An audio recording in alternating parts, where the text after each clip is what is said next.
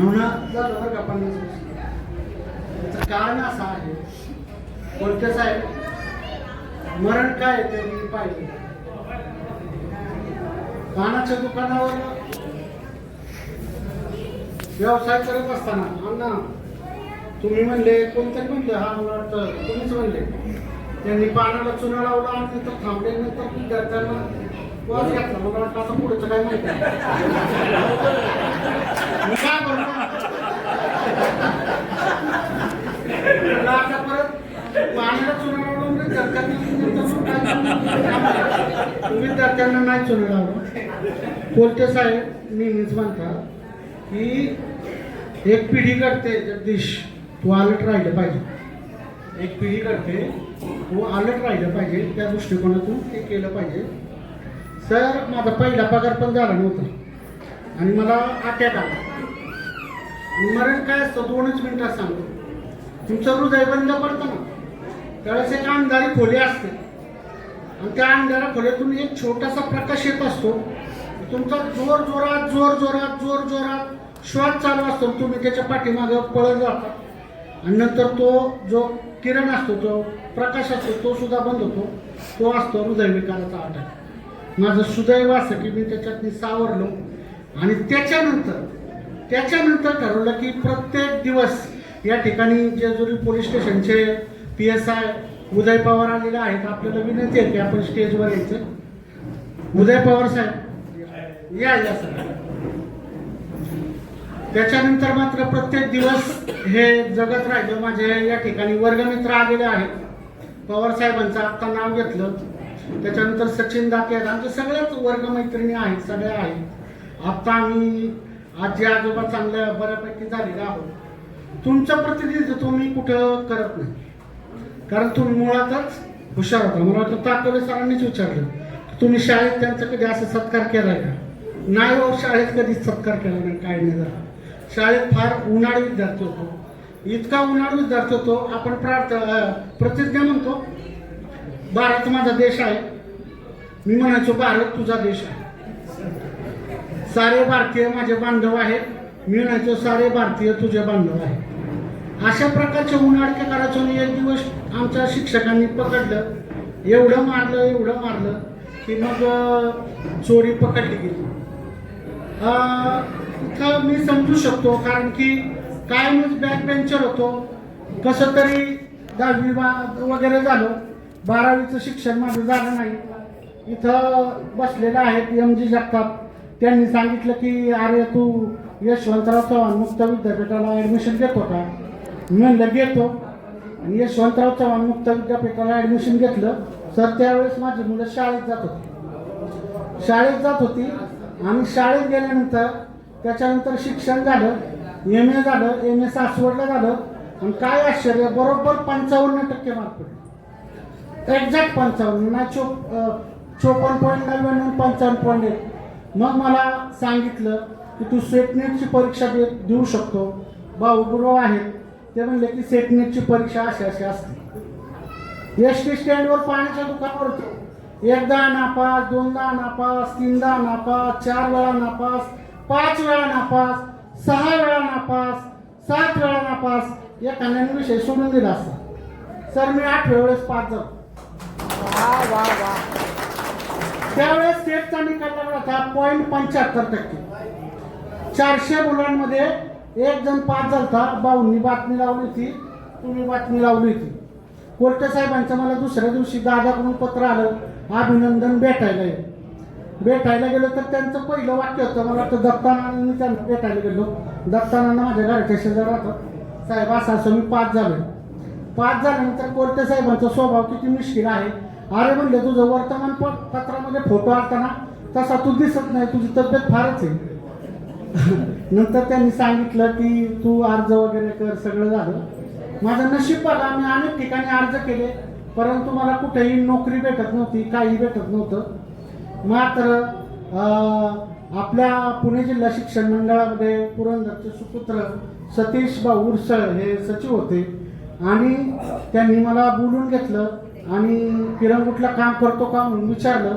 आणि काय आश्चर्य, महाराष्ट्र सरकारचा GR आला की ज्या तालुक्यामध्ये एकही महाविद्यालय नाही त्या तालुक्यामध्ये जे पहिलं महाविद्यालय चालू होईल त्याला 100% ग्रँट उरसळभाऊंनी संधी दिली आणि पत्रकारांनी उचलून धरलं, सगळ्यांनी हे केलं, त्याच्यामुळं हे आहे. सगळे म्हणतात की जगदीश एवढा पुढे गेला, जगदीशने असं केलं. ठीक आहे, तर तुमचं कौतुक आहे, परंतु या सगळ्या सासवटी मला उचलून धरलं म्हणून अतिशय घेतलं. मी सहज सल्ला दिला, कारण मी अनुभव घेतो आहे. प्राध्यापकाला, शिक्षकाला एक व्यक्तिमत्वाची गरज आहे. कंपनीमध्ये काम करणारा सुद्धा अतिशय उत्तम स्थितीत गेला तर त्याला निवड करताना त्याची सोयीचं जातं. मी रयत शिक्षण संस्थेच्या कार्यालयामध्ये काम केलं, विभागीय अध्यक्ष होतो गरुड सर, तुम्हाला कल्पना आहे. मी साधारणतः 150 मुलांच्या मुलाखती घेतल्या, पण ज्यांची मला मुलाखत घेऊन निवडून द्यायचं आहे, निवडायचं आहे, फक्त सर मी त्यांना सांगायचं त्या मुलांना की वरची गुंडी लावा, केसाला तेल लावा, शक्य असेल तर इन्शर्ट करा आणि 10 प्रश्न मी तुम्हाला सांगतोय त्याची चपखलपणे उत्तर द्या. व्यक्तिमत्व हा विद्यार्थ्यांच्या जीवनामधला एक महत्वाचा घटक आहे. शिक्षक तुमच्या चेहऱ्याकडं टाकसर साधारणतः 40 मिनिटं एक साथ पाहत असतात. त्यामुळे तुम्हाला तुमचा चेहरा, तुमची तब्येत, तुमचे दात, तुमचे ओठ, तुमचे केस हे चुकीचं ठेवण्याचा तुम्हाला अधिकार नाही. ही गोष्ट नजरेसमोर ठेवूनच मी साधारणतः या क्षेत्रातल्या सगळ्या तरुण सहकाऱ्यांना सल्ला देत असतो. शिरम नावाची एक जगातली फार मोठी कंपनी आहे की ज्यांनी सगळ्या जगाला वाचवलं. कितीही लोकांना शिरमची लस देण्याची त्यांची तयारी होती, पण आपल्या सरकारने थोडंसं त्यांच्यावर नियंत्रण ठेवलं होतं. त्याआधी भारताचं करा, मग इतरांचं पहा. त्या कंपनीमध्ये यवतचा एक शहा नावाचा मुलगा 4 वर्षापूर्वी माझ्याकडे आला. त्याचं वैशिष्ट्य होतं नायजेरिया सारख्या एका देशात काम करत होता. त्याचं गुणवत्ता शिरमला आवश्यक होती. शिरम कंपनीमध्ये आम्ही काम करतो, मुलांना दरवाजा खोलून देतो आणि पुढच्या मुलाखती त्यांनी द्यायची. जगदीशराव त्यांची मुलाखत झाली, त्यांची निवड झाली आणि कंपनीचा मला फोन आला की आम्ही त्यांची निवड केलेली आहे. फक्त त्यांचं वजन साधारणतः 105 किलो आहे. ते 20 किलो ज्या दिवशी कमी होईल तेव्हा त्यांना आम्ही नेमणूक देऊ, त्याची गरज आहे. मी आता जगदीशला विचारलं, मी पूर्वी त्यांना सांगायचो तर तब्येत कमी करा किंवा जॅकेट मोठं ठेवा, कुठलं तरी एक करा. पण त्यांनी आता केलंय की तब्येत कमी केली आणि जॅकेटही छोटं शिवलेलं आहे. खरं तरी गरज आहे, कदाचित माझ्या सांगण्याचाच तो परिणाम आहे. आयुष्यामध्ये आरोग्य चांगलं राहायचं असेल तर तब्येतीकडे फार बारकाईने पाहण्याची गरज आहे. मी very pleasure to congratulate her, to deliver her nice speech on the occasion of her beloved teacher, Mr. Jagdish शेवते. खरोखर खूप म्हणजे विविध मराठीचा प्राध्यापक असून सुद्धा, मराठी भाषा विभागाचे प्राध्यापक असून सुद्धा आपल्यावर एक हिंदीत चांगलं व्याख्यान झालं, एक मराठीत तर सगळ्यांचीच झाली आणि इंग्लिशमध्ये खूप म्हणजे मला स्वतःला खूप मोठा आनंद झाला, अभिमान वाटतो तुमच्या व्यक्तिमत्वाचा. तुमचं सगळं कुटुंबच आमचा, आम्ही लहानपणापासून पाहतो. तुम्ही काय, तुमच्यापेक्षा तुमचे वडील दिनकरराव हे आमचे जवळचे मित्र होते. दिनकरराव हरिभाऊ आहेत आता. अहो, दिनकरराव आणि हरिभाऊ ही जोडी जी आहे ती सातोची प्रख्यात जोडी आहे. तर शेवटे सरांना म्हणला, मला शेवटे सरांना फक्त सांगितलं डॉक्टरांनी वडापाव खायचा नाही, बरोबर ना? तर मी म्हणलं काहीतरी दुसरं आणा शेवटे सरांना. शिपाई म्हणला, अहो सर तसं नाही, त्यांना खायचं नाही सांगितलं म्हणून ते 2 खाणार आहेत म्हणलं आता. तर मी हे सांगतो का, हा विनोद म्हणून नाही केवळ, तर एखाद्या गोष्टीवरती कसं माणसाला मात करता येतं ते तुम्ही जगदीश शेवटे या व्यक्ती की ते असं मला कधी ठरत बसलं नाही की असं करू का तसं करू का. पत्र आलं आमच्याकडे, मराठी दिन, राज्यभाषा दिन साजरा करता पत्रवडा. मी त्यांना बोललो, सर आपल्याला असं करायचं. म्हणजे काय सर आयडिया आहे? मी म्हटलं काय नाही, आपल्याला ग्रंथ दिंडी करायची नसलं गावात. शेवटे सर उठले तर मी विचार करतो ग्रंथ दिंडी कशी काढायची. शेवटे सर तोपर्यंत एका मंडळाकडे पोहोचले, तिथनं जाऊन पालखीच घेऊन आले. म्हणले बाबा सर पालखी आणली, आपण आता ज्ञानेश्वरी ठेवायची. आम्ही ज्ञानेश्वरी ठेवली आणि मस्त मध्ये कार्यक्रम केला. संस्थेला तो आवडला, सगळं केलं. हा मोठेपणा मी सहजता बघितली. अवघडून जायचं नाही. मी तुम्हाला सांगतो प्राध्यापकी असा पेशा आहे. तेव्हा तिथे समज तयार होते, जिथे सासू आणि सून यांची मतं जुळतात तिथं मंदिर तयार होतं. जिथे पती पत्नीचे विचार जुळतात तिथं नंदनवन निर्माण होतं. आणि जिथे विद्यार्थी आणि अध्यापक यांचे सूर जुळतात तिथे एक मिनी विद्यापीठ तयार होतं.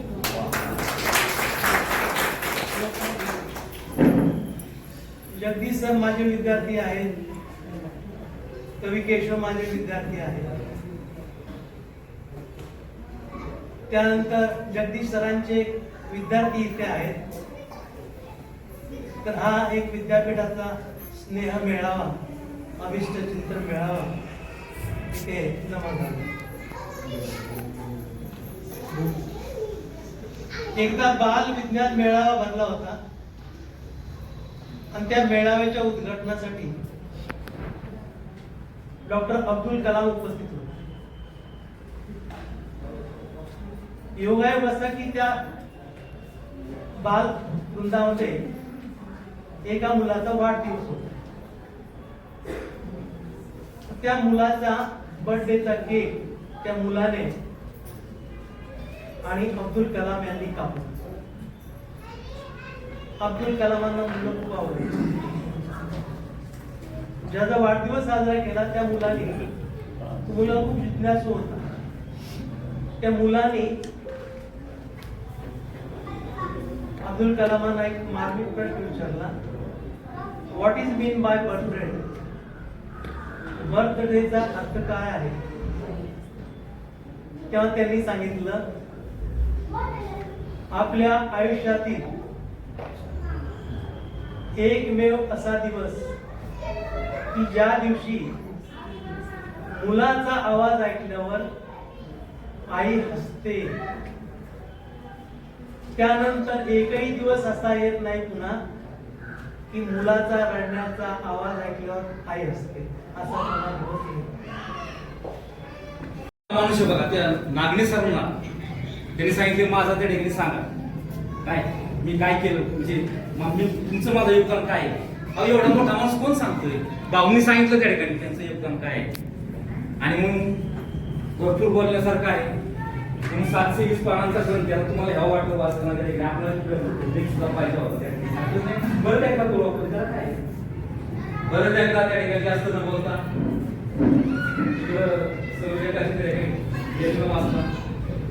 समारोपावर जातो.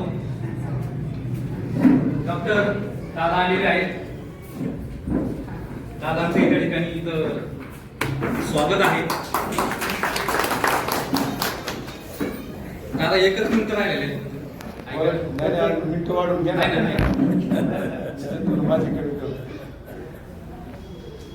जगदीश सिंह, डॉक्टर जगदीश सिंह जे तुम्हाला त्या ठिकाणी खूप खूप आभाळावर आनंदी आरोग्यदायी आनंद अक्षय शुभेच्छा देत असताना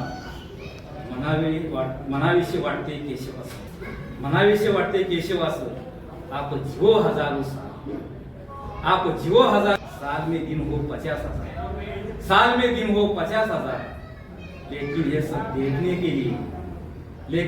देखने के लिए दादा सहित, निरगुडे साहेब सहित, आबा सहित आणि आमचे गुरुवर्य मार्गदर्शक डॉक्टर तळेकर साहेब, आमचे त्या ठिकाणी वकील साहेब आणि सगळ्यात महत्वाचं सूत्रसंचालन पाहतो. डॉक्टरचा मुलगा डॉक्टर होतो, वकिलाचा मुलगा वकील होतो, शिक्षकाचा मुलगा काही पण होतो, पण एका पानटपरीवाल्याचा मुलगा एवढ्या पदव्या निर्माण करतो कसलेही बॅकग्राऊंड नसताना. आणि मला म्हणजे सरांचंच मला वाटतं जगदीशचंच हे सर्व कौशल्य म्हणावं लागेल. जो आपण ज्या पाकिस्तानवर म्हणजे पाकिस्तानचं नाव काढलं की आपल्याला वाटतं की पाकिस्तान काय, पण त्या पाकिस्तानमध्ये सर जाऊन आल्यात, तिथे 6 दिवस राहून आल्यात. एवढं मोठं कार्य म्हणजे मी मुद्दाम त्यांना विचारलं कसं आहे पाकिस्तान तिथं, त्यांना सांगतील ते पाकिस्तान कसं आहे ते त्यांच्या भाषणामध्ये. परंतु आपल्याला तिरस्कार वाटणार आहे पाकिस्तानमध्ये सुद्धा जगदीश रावणाला हे मोठं कौशल्य म्हणावं लागेल. मी पत्रकार म्हणून जवळजवळ 35 वर्ष काम करतो. जगदीश शेठ जे झाला त्यावेळेस माझं योगदान काय त्यांनी सांगत, त्याच्या भाषणात सांगत. मी त्यावेळेस पानपट्टीवर रोज जायचो आणि हा रोज एवढं शिकलेला आहे, 30 पासून अभ्यास करतो. ती नोकरी करणार प्राध्यापकाची नाही मग मी काय प्राध्यापक होतो तिथं पानं थोडं लावणार म्हणला बाकी काय काम झालं. अरे असं नाही म्हणलं सगळे दुसरं पेपर टाकत म्हणलं पेंटिंग काम केलंय मी प्राध्यापक होतो पण मला जमलं नाही पुढे आयुष्यात पण माझ्या शिक्षणाप्रमाणे ती सेट झालेलं आहे. तर तो म्हणला ठीक आहे मग सेट मॅचची बातमी ती लोकसत्ताच्या पहिल्या पानावर त्या काळात दिली ती महाराष्ट्रात गाजली. त्याच्या प्रत्येक इंटरव्ह्यूला त्याला तुम्ही शेवटे का ते विचारून त्याची मुलाखती झाल्या ते सिलेक्शन झालं. सिलेक्शन झाल्याचा पुढचा खरा किस्सा महत्वाचा आहे. पहिलं सांग त्या ठिकाणी येतो अजितदादा संस्थेचे अध्यक्ष आले नितीन शेठ साबळे आणि उपाध्यक्ष होते त्यांचा सीए सहाय्यक किंवा प्रतिनिधी म्हणून संस्थेत काम करत होतो. असं अनेक वर्ष काम चालू होतं. मी जगदीशच्याकडे जायचं. जगदीश म्हणा भाऊ तुमच्या सांगण्याप्रमाणे मी अर्ज केला आहे पण मला CHDची नोकरी मिळली तुला पाहून देशी तासिका तत्वावरची प्राध्यापकाची नोकरी मला मिळाली आणि तो पगार किती म्हणजे तो तुमच्या 200-250 रुपये महिन्याला तो पण ग्रँड आधार महिन्यात वर्षात एकदा मिळणार दिवाळीच्या नंतर. तर त्याला पैशाची गरज नव्हती. त्याची शिक्षणाची जी त्याची उंडी होती त्याला पण ते व्यासपीठ पाहिजे होतं नाही पाहिजे होता मग तो शिक्षण मंडळामध्ये कामाला लागला होते. आणि हे करता करता त्याने ती आवड असल्यामुळे ते कादंबऱ्या वाचायचे साहित्य वाचायचे आणि सेटची परीक्षा दिली ते पास झाले. आणि बापू सेट पास परीक्षा झाल्यानंतर श्रीकृष्ण नेवशेटीची बातमी दिलेली होती की सेटचं पान रंगलं म्हणून. त्यानंतर जगदीश शेवटे MA झालेले आहेत ते सेट झालेले आहेत आणि ते प्राध्यापक पदासाठी इलिजिबल झालेले आहेत हे अनेक लोकांना समजलं. बापू तसे जिंदा दिला माणूस आहे अभ्यासू आहे कष्टाळू आहे. सगळ्यांनीच सांगितलं की त्यांना पर्यटनाची खूप आवड आहे. बापूंपेक्षा माझे भाऊंशी जास्त संबंध होते. बापूंचे वडील भाऊंशी जास्त संबंध होते. मला त्यांचं फार कौतुक वाटायचं की रोज मुंबईला जायचं आणि रोज मुंबईवरून परत यायचं. वडिलांनी एवढं कष्ट केलं. त्याचे बापूंचं सगळंच कुटुंब आहे. युवराज असतील नवनाथ असतील बापू आणि त्यांची मुलं यांच्याशी सगळ्याशी मी परिचित आहे. या सगळ्यांचं जे आज जे यश मिळालेलं आहे ते त्याच्या पाठीमागे भाऊंचं कष्ट आहे. झेंडा भल्या कामाचा तू घेऊन निघाला काट कुट वाट मधी बोचती त्याला रगत निघल तरी बी हसल रे त्याची रगत निघल तरी बी हसल शाबास रे त्याची तू चाल पुढं तुला रगड्या परवा कुणाची अन भीती कशाची मन शुद्ध तुझ गोष्ट आहे लाख मोलाची मन शुद्ध तुझ गोष्ट आहे लाख मोलाची तू चाल गड तुला रगड्या भीती कशाची परवा बी कुणाची. आणि सरांना 50व्या वाढदिवसाच्या निमित्तानं आम्हा सर्व PhDच्या विद्यार्थ्यांकडून खूप खूप खूप शुभेच्छा. सर तुमचं आयुष्य असो. Awards are not for decorations, they are as testimonies and the lifelong service of our sir. But beyond certificates and trophies lies sir's greatest achievement, that is love and respect from each of the student who is studying under him. Sir teaches success is not measured by marks but by characters. He teaches us to remain humble, to work honest and to stand strong during difficulty. Many of us are sitting here who are because of sir. Sir, you guided us when we were confused. You encouraged us when we were felt weak. You believed in us when we were doubting ourselves. On your golden jubilee birthday, you don't just celebrate your age, you are celebrating your impact, sir. We celebrate your sacrifice, we celebrate your discipline, we celebrate your kindness. Sir, you are not only a teacher, you are a lighthouse for all the generations which you are teaching for us.